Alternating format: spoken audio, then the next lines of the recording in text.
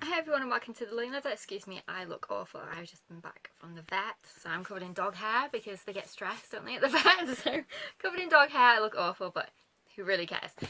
Excuse the lighting as well, it's night time and there's nothing I can do about that, it's just dark. I wanted to talk about a question I've got a couple of times recently. It also kind of plays into two videos that I've made that I'll be posting soon as well. So the first one is our schedule for 4th grade, and then the second one is a plan with me. Those two videos as well might help with this actual question that I'm going to be talking about anyway, but I've had a couple of times and I've had it over the years as well, but it's something along the lines of how do you fit it all in? So how do you do all the extra stuff? How do you do, and I'm paraphrasing here, this is my interpretation of what the question means. How do you fit in everything, all the books, all the games, everything with the regular curriculum as well? And I think I've got to the crux of the question, but let me know if I'm wrong. If you want more clarity as to what the answer you need. If you've got, you can give me more clarity as well as to if I'm missing something. But that's what I'm understanding, so that's how I'm going to answer it. So how do I fit it all in? How do I get it all done? Basically, I would say that the first thing I'd be thinking about is, what is it that you're actually trying to achieve with all the things you're trying to get done? So is it that you're trying to just do your regular school, so you're just teaching your regular subjects, or is it that you're trying to do a particular project as well as everything else? And I think that is actually quite important, a different breakdown to make between the two, because the first one where you're just trying to get everything done, you're going to treat that differently than how you will do if you're actually working towards a project. So I'll answer the both. So how do I do it in terms of just getting everything done? Planning, basically. So I'll decide what we're going to accomplish that week, or what I'm going to try and accomplish that week, and sometimes I'll make notes of it, sometimes I won't. Sometimes I just keep it in my head. It just depends on what it actually is and everything else. If it's just the case of the next lesson in the book, then I don't need to write that down.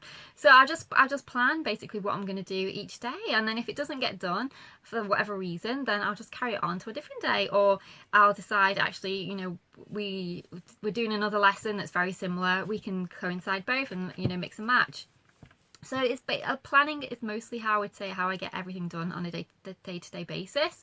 Just deciding what we're going to do, breaking it down, making it into smaller chunks if it's too much. So if it's taking too long, for example, and you're not getting everything done, it could be that you're trying to do too much. So I'd break it down a bit more. So take off a layer of something. So if there's 3 pages with math, maybe try going down to 2 pages, but just doing the lesson over more days. Then there's no one to say that you have to complete a lesson every single day. It could be that maybe this lesson needs 2 days, and that's absolutely fine. That was really I found that a lot when we were learning to read. So we did I taught her how to her letter sounds and to blend, and then I started a curriculum which is called All About Reading, which I absolutely love. I love that for reading so much. I really miss it actually that I don't do anymore.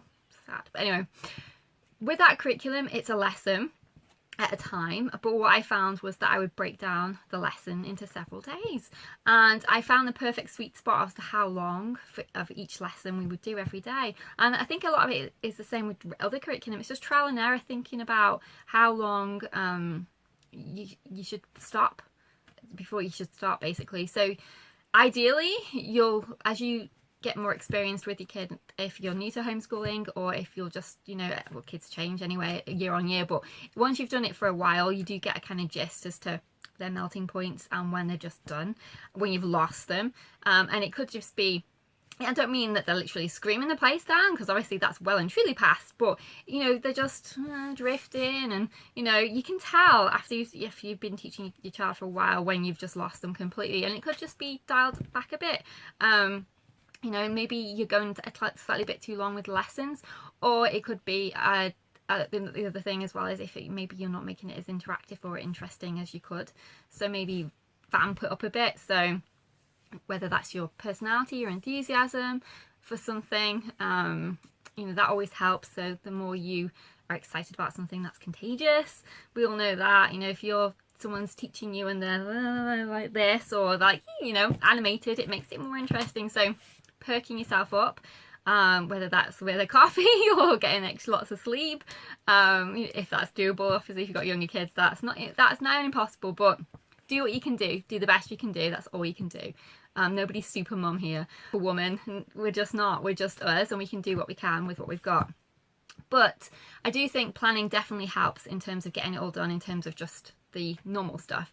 Now, if you're talking about how do I fit in extra stuff, so to me it depends on what you're trying to achieve with the extra stuff. Is it just for fun? Is it to teach something, or is it extremely important and it will shape the future of something? So those are categories of importance I would give it. If it's for fun, then we'll squeeze it in when we can, and if we don't squeeze it in to the week that I plan, we'll squeeze it in another time. It's no big deal. It's something that is part of something else, so in order to do the next step, then we need to include this. Then obviously I'll schedule that in with more importance, and I'll make more time for that. So whether that means that we don't get to something else that day, that's fine, we'll just put that onto another day. Or if it means that takes priority because, you know, there's more, if for example it's a really difficult concept and we need to spend some extra time on it, to me it's worthwhile doing that, to spend the extra time on it and just hold off on doing something else until we're finished. And that's absolutely fine. I don't have, we have to do this, and this, and if none of those things gets done, we're in a blind panic. I don't do things that way. It's my ideal of what we can get done, but if we can't, then it's fine, I'll just put it onto a different day. And if you're finding that you're having tons of stuff reaming on to different days, again, I would look at your actual basic curriculum.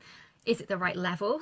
Is it too much? Is it taking too long because the way you're doing it? So are you utilizing it into a uniform way? Maybe you could think outside the box and think, well, actually it says to do this, but you know, we don't need to do that. We find that if we can just say, for example, the 30 questions, and you know after the first 10 that your child is completely competent with everything. Do we really need to do the 30? Or maybe the curriculum says you do, but it's ultimately up to you. You might decide every other is fine, or you know, if they're getting an average of this much, we're good.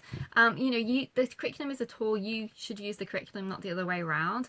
So if everything is just dragging on and on and on, I would just maybe look at how you're doing it and just see if maybe there's some adaptations that you can make to make it work for you, because it is supposed to work for you, not the other way around.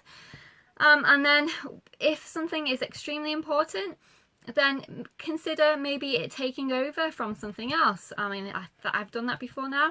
So for example, say you want to do a project. So I don't know, let me think about last year. We did Christmas school. So we did Christmas around the world.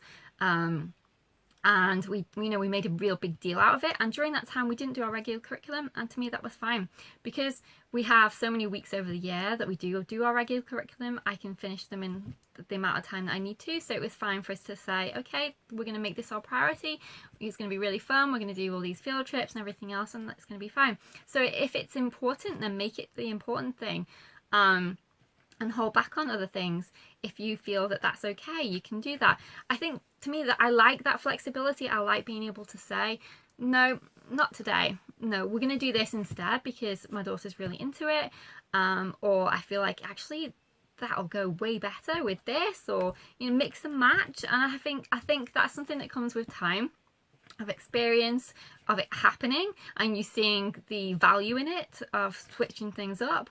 And also it can come with just time of teaching your kids and seeing the fruits of your labor, I guess you could say, for want of a better word. But you know, seeing how if you're more flexible, you might get more out of your child by being so and doing so.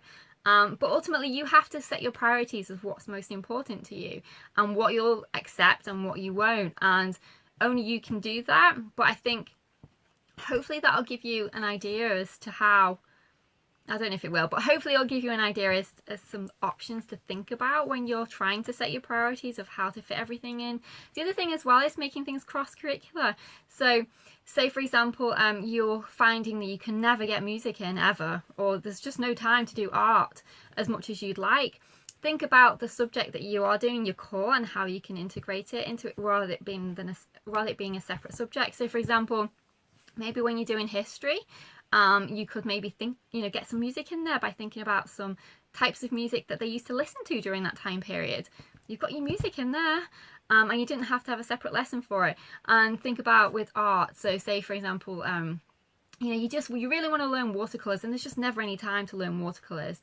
Then think about incorporating it into your science lesson, for example. Say they're doing cells, get some watercolor cells done. So they've got some watercolor in that way, but they're still getting to draw the cell and label the cell like you wanted them to do for their assignment. So there are ways and means to do it, but just remember that you get to decide what's important to you. You get to decide what you pick and what you leave out, and don't feel that you have to do what someone else is doing just because they've put it on their Instagram or whatever. It's only going to be useful to you if it's going to work for you, and if it's not, if it's going to be too much pressure or it's going to be too much, then no one's going to get the benefit out of it. Your kids aren't either. They're just going to be, oh no, you know, disaster. It's just going to be a disaster. So it has to be a benefit to you for it to be an extra. If it's an extra and the extra is too much, then to me it's not worth it. And there's no one in the whole world telling you that you have to use every single thing that you've ever bought this year. So say, for example, there's just no way, you can't do it. You can't get in these games no matter how much time you try. There's just no place for them. And these books, I just can't squeeze these books in. Leave them for another time when you do have more time. You might decide, actually, do you know what? I'm going to leave my science curriculum for this week, and I'm going to spend all this time instead reading all these science books and doing all these experiment kits that I bought. And who's to say you can't do that? Nobody. It's your choice. No one's saying, nope, you've got to be tied to that desk. That's the only thing you can do. There's no one there, really. Only you. You're the only one who's saying to you, I'm tied to this schedule, I can't break it. No one else is telling you that you're tied to it apart from yourself. So change your mindset as well. I think that might help. Stop yourself from thinking I have to do all these things and that actually I want to, or you know, let me think about where I could fit this in, as opposed to, oh no, I can't fit this in, it's just impossible.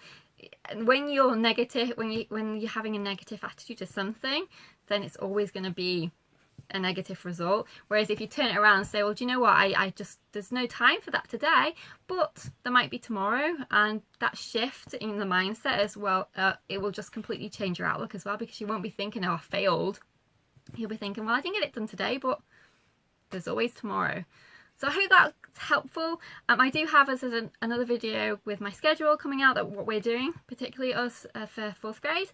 And then I've also got a plan with me coming out too. And hopefully the 3 of those videos together might help anyone who is thinking these things or has some questions about that. But if there's something I'm missing completely and I'm just not getting what you're wanting to know, please do leave me a message and let me know, because I will definitely address it again. Because as I said, what this means to different people is different things. So I want to make sure that if you're not getting your point across, or I'm not understanding what your point is, please do come back and let me know, and I'll definitely try and do my best to answer for you.